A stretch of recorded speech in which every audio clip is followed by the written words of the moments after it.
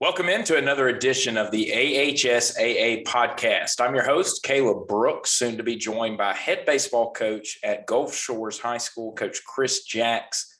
He just finished up his sixth year at Gulf Shores High School, led his team to 30-plus wins this year. They were top five throughout the whole entire season, second round appearance in the playoffs, and just really, really great year for his program and what they were able to do this year. And they just continue to rise. They were 1-30-something the year before he got there in 2017.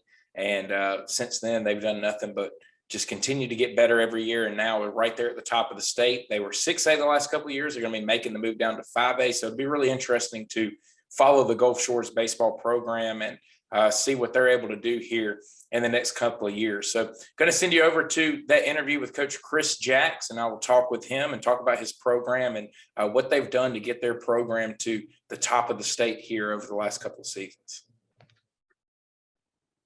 I want to welcome in my next guest here on the AHSAA Podcast, Coach Chris Jacks from Gulf Shores High School, head baseball coach. And Coach, first of all, thank you for taking the time to join me this morning.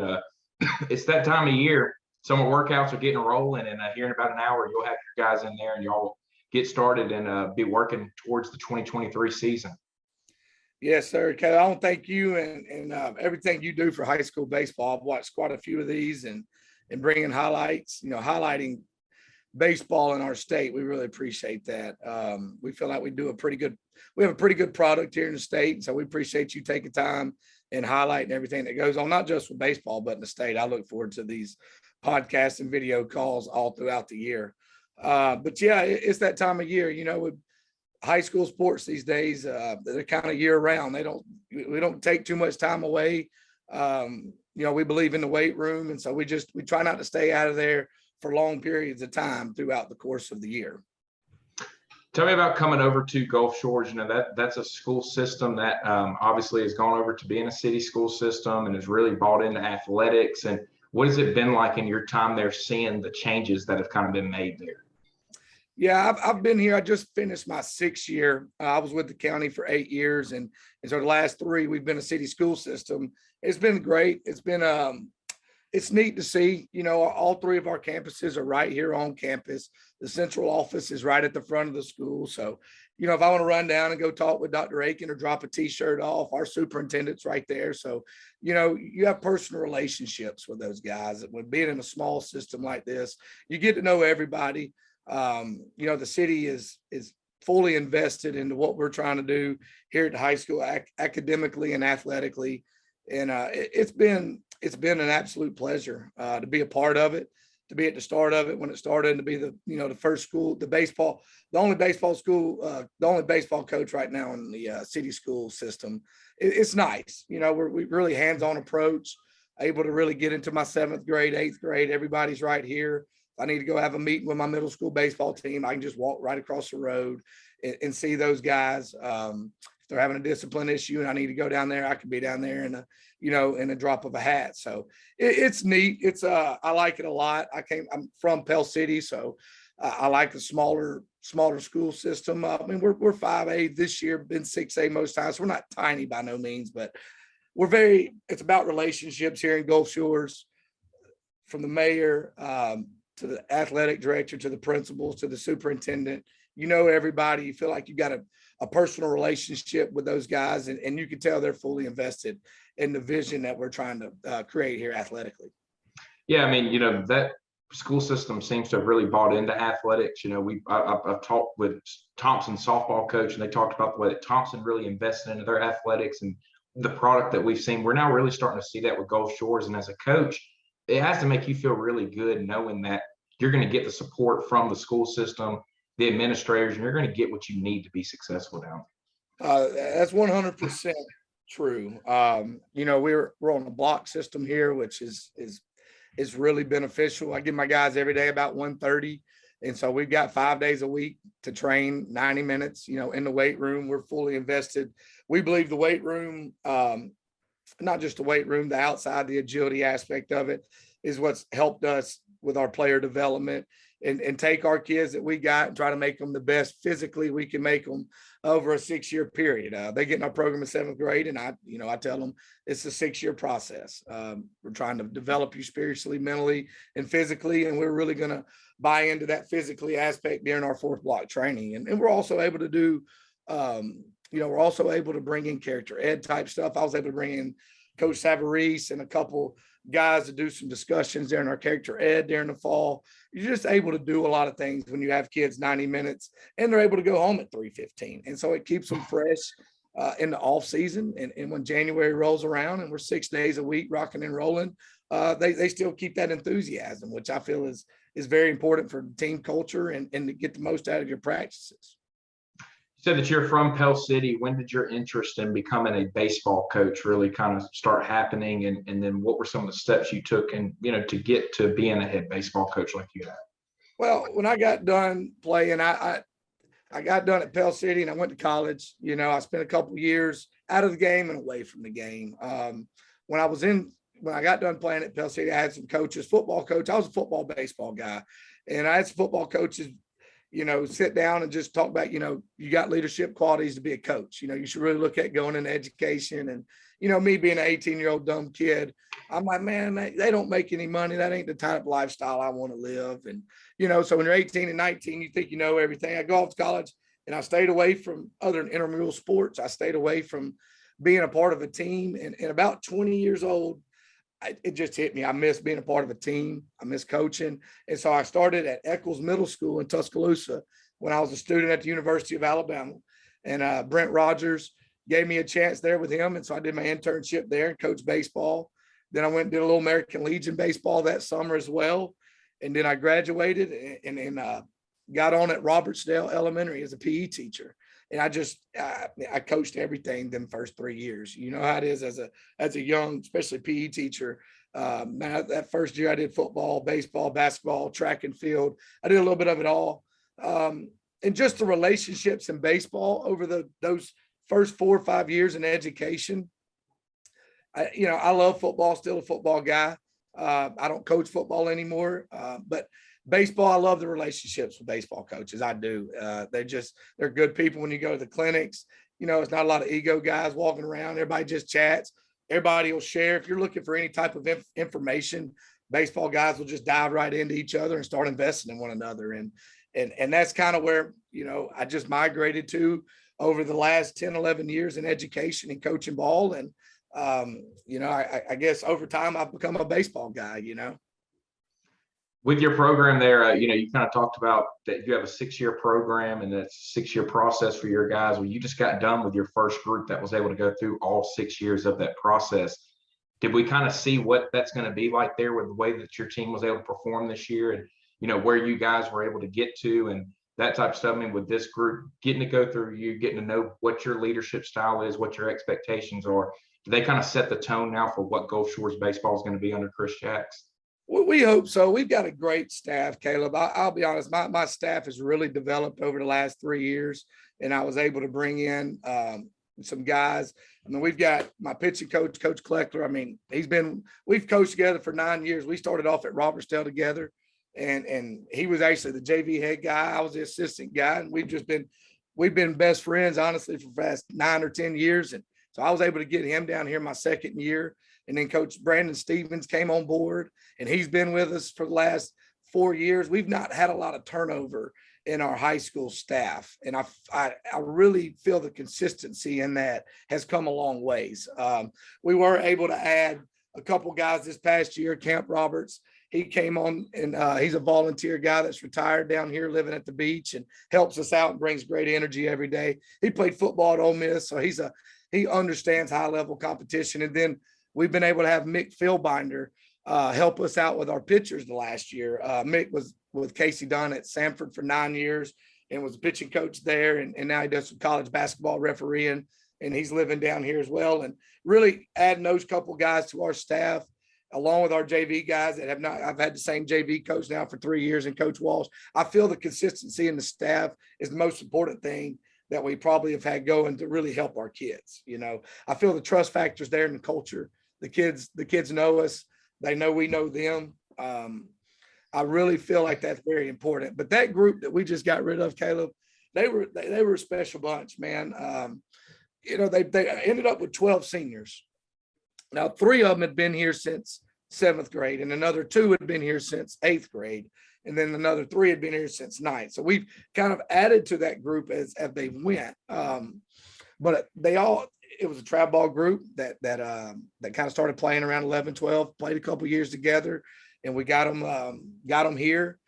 When they got here as 7th graders, they were ready to go. They knew baseball. They just physically, you knew the singles were going to turn into doubles and triples when they physically got bigger, but they knew the game, and they could. What we pride ourselves on here is being able to play catch at a high level. Those guys, the 7th graders, really could play catch at a pretty high level. The arm strength wasn't there, but you could see the hands and you could see the arm action, and you could just see, if these guys stay around and buy into what we're doing, in which they did from day one, we really feel like we can have some success. And going from not even winning an area game for a couple of years to them guys as seniors going undefeated in area play, in which we feel is a really tough area down here, is really incredible.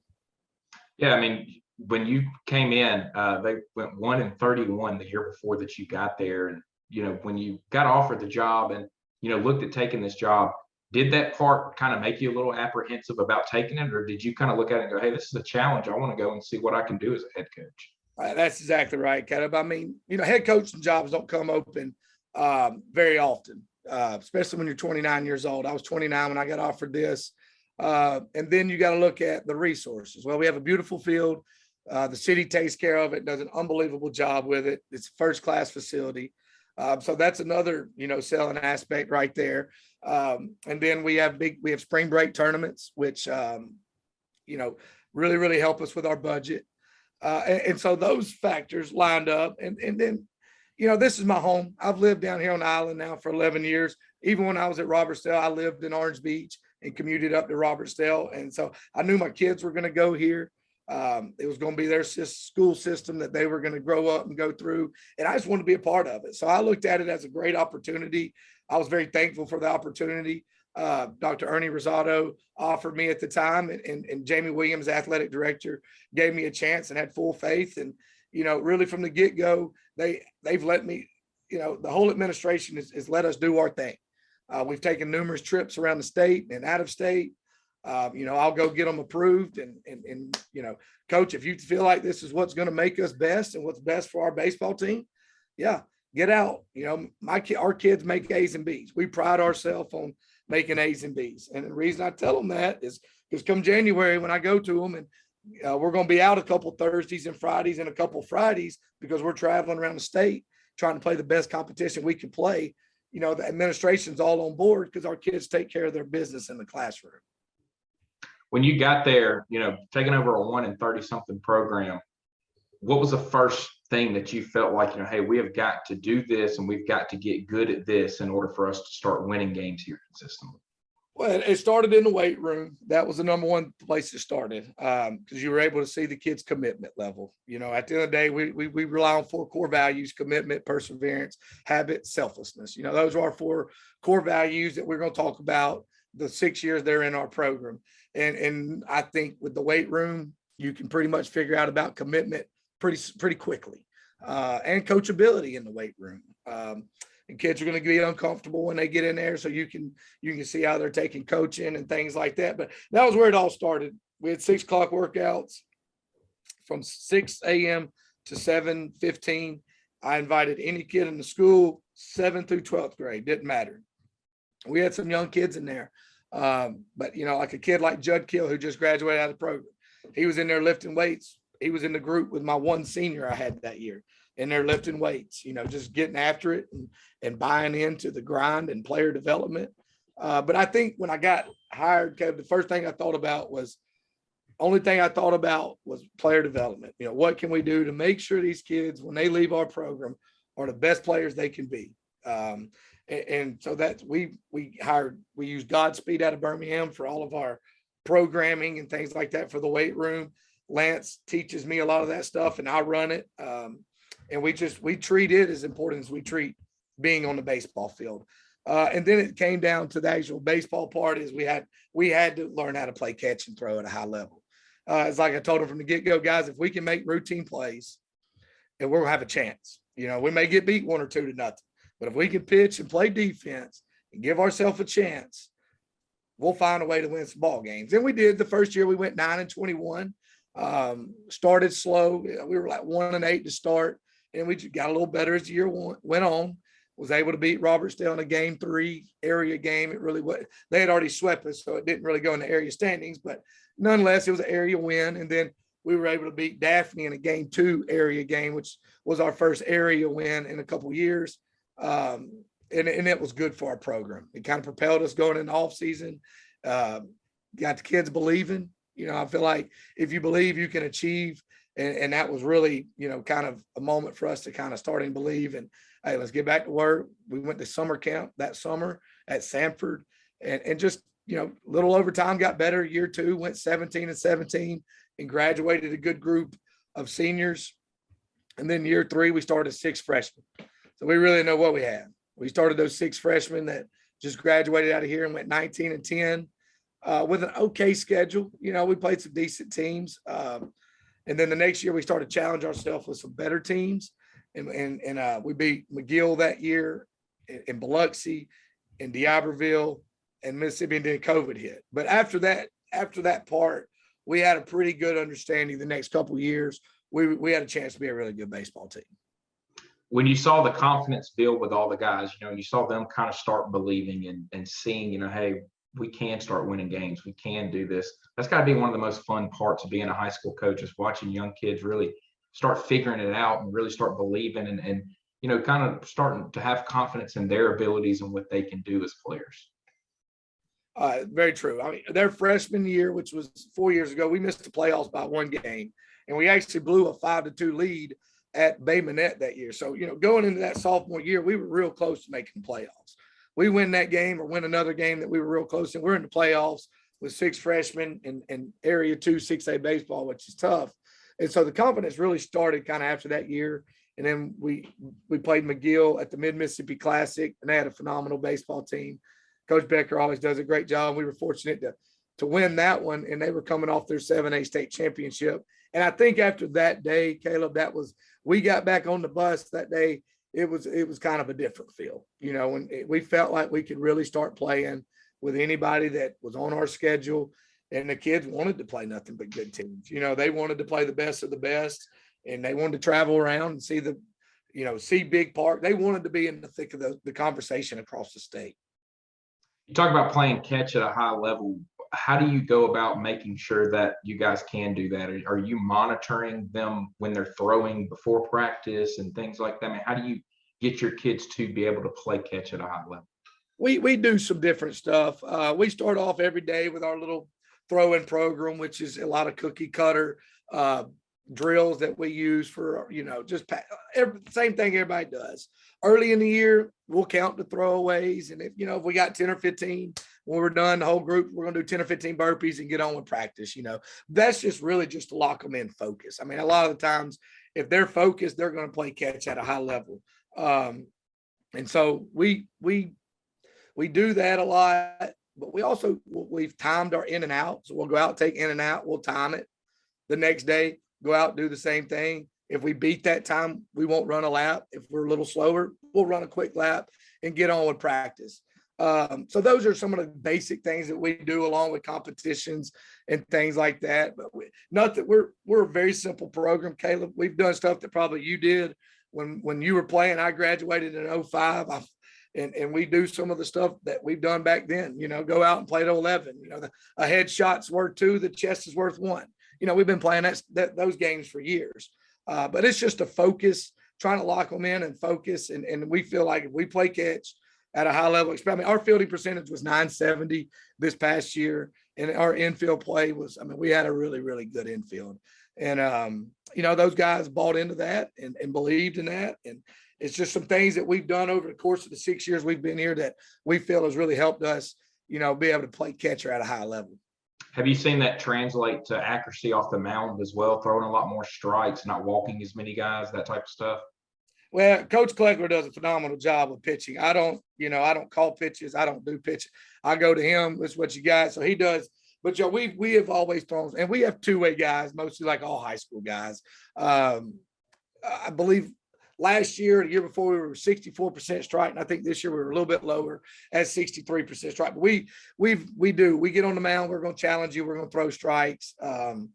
Very rarely will we get in there. We have at times, get in there and walk 3 straight, but I do. Our pitching staff this past year was they were right at a 2.1 ERA with the competition we played. We feel is pretty incredible.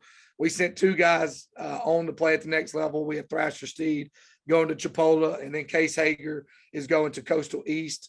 But our pitching staff, we felt our pitching staff gave us a chance to win any baseball game that we play. Tell me about, this past season and just, the year as a whole, and how you felt about what you guys were able to accomplish, being there in the top 10 throughout most of the year, and, kind of having a little bit more of a target building on your back as the season went along. Yeah, that's something that, we've always kind of been, going after people. Like, hey, we've always been the huntee, I guess what you would say. We've always been the hunter trying to go and knock off the top dogs. And then after last year, we were ranked most of the year and got in the second round, won the area. But we knew coming back with, 8 starters, 4 or 5 pitchers, pretty much across the state, everybody knew we had a pretty good baseball team. And then we started off like 7-0. We had a Saturday where we beat Hillcrest and Chelsea early in the year. And we kind of knew going forward that we were going to get everybody's best shot. And, and that's been a lot of fun watching the kids walk around, knowing that, guys are coming into our ballpark to try to beat us, or we're on the road trying to go into their ballpark, do the same. It's been a lot of fun, but our kids embraced it. They really did. They embraced this group. At one point, I think we were 25-4 this year at some point. Then Mobile Christian came in and knocked us off going into the playoffs. But, the kids really embraced it, Caleb. Like they wanted that. They've had that goal since they were in 7th, 8th, 9th grade. They're a very cohesive group, especially to have 12 kids, the seniors. And then like we had a couple kids that moved in this past year. And then a couple just, and they just fit in. That's what, to me, made a group of 12 seniors so special, because all of them didn't, they had their roles.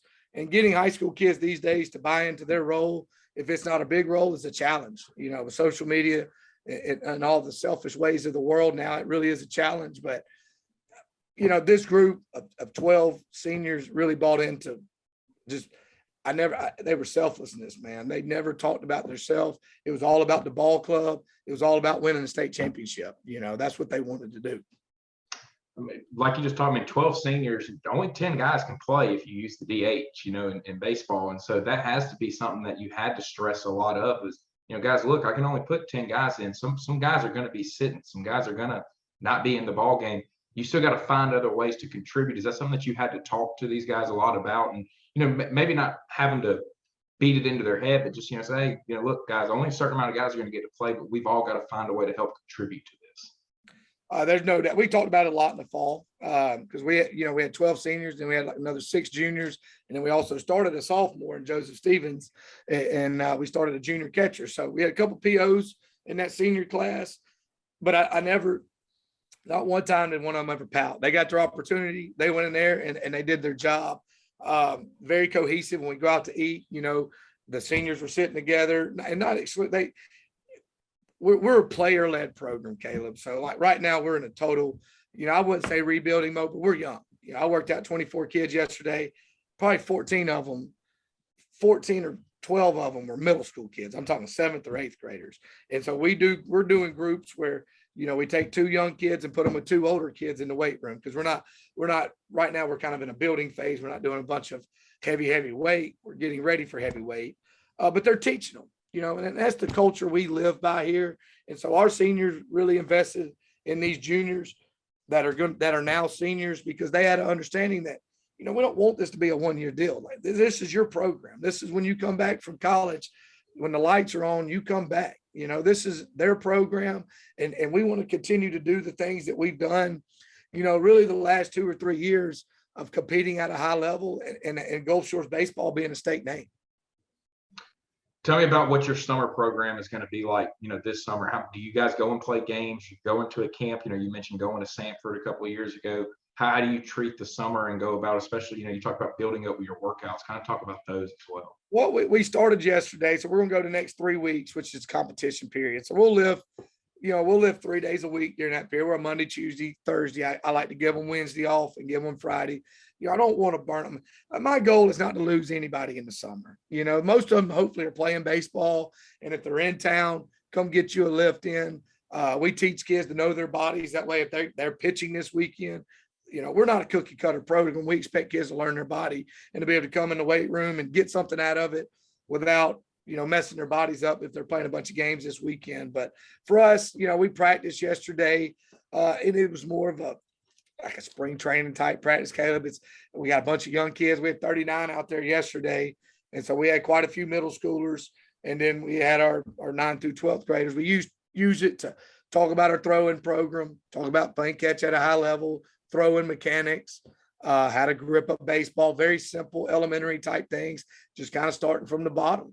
And then we used it to get our ground balls and fly balls and hit some BP, get a cage rotation and a field BP rotation in, and called it a day. It was a 2.5 hour deal, nothing crazy, just working on our craft. And then today we'll play a little B team game and an A team game with Robertstown. They'll come down and we'll do a little sim game with the varsity guys for about 9 outs, just to get some relays and things like that in. But the goal for us for summer is to get a little bit stronger. We're going to go 3 weeks in June, and then we're going to go to team camp at Jacksonville State University. Those last 3 weeks, that'll kind of be the culminating event. That's really what we use the summer for. It's kind of get us ready for that. And we'll go play some games and work on our craft, but, we'll stay together. We'll grow together. We kind of that transition from the 2022 season to the 2023 season, to me, kind of starts during these 3 weeks.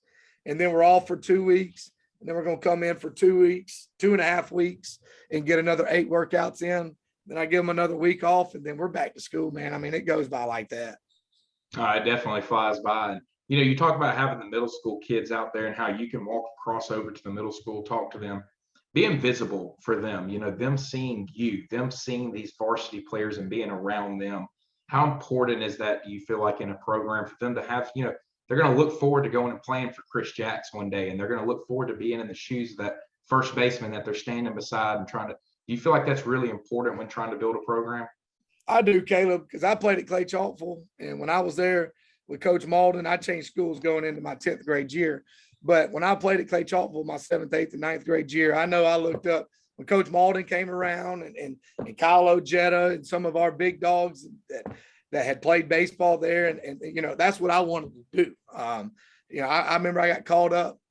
I think it was in 8th grade, I had to come up and play a little squad game on a Saturday with the varsity guys. And man, I had thought I'd done got called up to play with the Braves, And so that's what I hope the way these kids feel when they get to be involved with our high school program. That's what we feel is super important in our program, is the continuity, the consistency of the coaches, the players, investing in the players, and being a player-led program. We feel, that's just our philosophy. It may be wrong, it may be right. We don't know. We feel like it works for us, and we feel the kids, we're just big on behavior and grades and taking care of the baseball stuff should be the highlight of their day. But if they've got to act right in the school, and that's what our high school kids really, really focus in on, our young kids, especially our middle school kids, because they're learning, middle school age is a different age. And so I use those guys to really talk to them, and they'll let them go, no, he's not going to put up with it. It don't matter how good you are. If you don't do it the right way, you will not play. And so they've really helped with, we want to get in the community and be involved, and we want to make sure our kids are, it's simple, man. We want to be cream of the crop of our hallways. We want our kids to be doing things the right way. What benefit do you get from going to team camp? What benefit do you feel like that gives your program? Probably just the growing together of the kids. They stay in a dorm room together. A lot of the times the NBA finals will be on, and so we can catch an NBA game together, all together. The eating together, the riding the bus together, the grinding in the heat of the summer together, because it's hot. We're gonna be on that turf field at Jacksonville. It's gonna be hot, but I think our skills and craft get better. obviously, but I really feel like that's probably the highlight of our camp. We went to Auburn last year, took 24, 25 kids, played 5 games, ended up going 5-0. We grinded the week out together. It was hot. We rode a cheese wagon from Gulf Shores to Auburn, grinded that out together. And then we stayed in the dorm rooms and stuff together. So that's probably the most beneficial part of going to team camp in my mind. Well, Coach, really, really appreciate you taking the time to join me here today, talk about your program, what you guys have done down there. It's been a great turnaround from what it was when you came in to what you guys have done now. And I really, really look forward to seeing how your program continues to rise here in the state over the next few years. Caleb, we appreciate it. We're going down to 5A, so we're looking for that challenge. We're replacing 8 starters, but we got a great group of kids coming back, and they do it the right way. And we're just going to continue to put our nose down and go to work and hopefully represent Gulf Shores in the community in a positive way. Appreciate it, Coach. You have a good one. Caleb, thanks, buddy. That's going to do it for us today here on the AHSAA podcast. I want to thank Coach Chris Jacks for taking the time before they had some workouts this morning to jump on the podcast with me and chat and tell us a little bit about his program. Sometimes it's just simple things. He talked about we want to be really elite at playing catch, just being able to catch and throw the baseball with accuracy. And especially at the high school level, that can be one of the biggest keys into having success. We did that documentary on Coach Sammy Dunn, and that's what they talked about all the time, was that he spent the first couple of weeks teaching them how to play catch the way he wanted them to play catch. But in reality, he was just showing them, hey, we're going to make sure that we do this one little thing the right way. And Coach Jacks has taken that at Gulf Shores, done the same thing, and has taken them from a 1-31 record back in 2016 to having 30-plus wins this past year and going undefeated in maybe the toughest area in 6A this past year down there in the Mobile area. So thank you to Coach Jacks taking the time to come on, and it's going to do it for us on today's episode of the podcast. We'll be back later on this week with another episode of the AHSAA Podcast.